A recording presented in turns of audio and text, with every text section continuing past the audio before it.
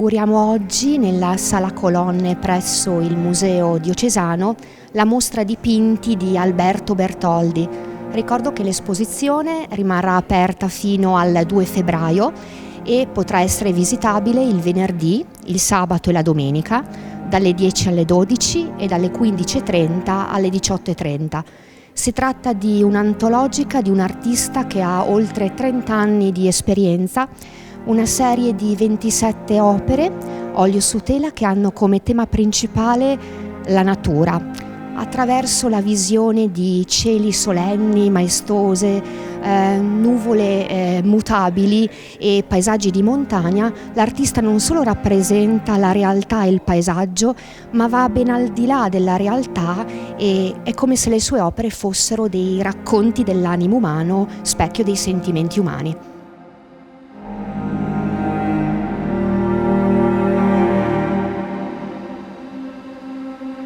Lui è nativo, pensi, di un piccolo borgo nel parco del Gran Paradiso, pensi un po'.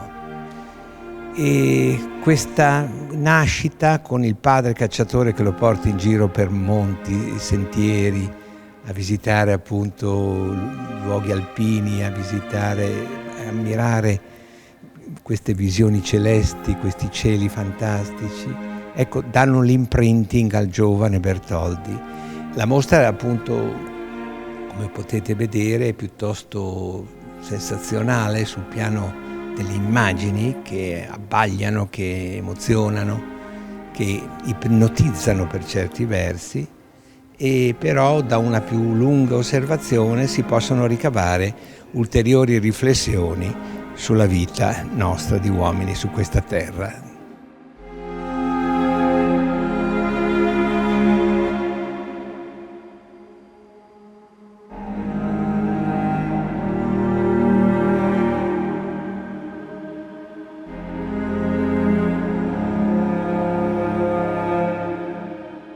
Le nuvole sono, diciamo, un'evoluzione spontanea nel corso degli anni della mia passione del paesaggio, man mano alzando lo sguardo, andandosi a focalizzare su questi personaggi del cielo sempre molto interessanti e mutevoli, che si prestano, secondo me, moltissimo a rappresentare tante situazioni, tanti stati d'animo, tante problematiche, un po' come il corpo umano può valere per uno scultore. Ecco.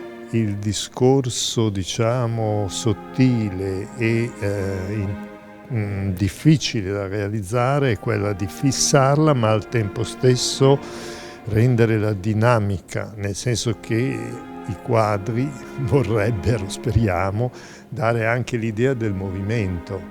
E questa occasione di questa sala così bella è stata l'occasione per fare quasi un riassunto, quasi una forma di antologica, di piccola antologica del mio percorso di questi anni, lunghi anni, che comprende, diciamo, dal neoromanticismo di tanti anni fa a cose quasi più astratte, più vicine nel tempo. Ecco.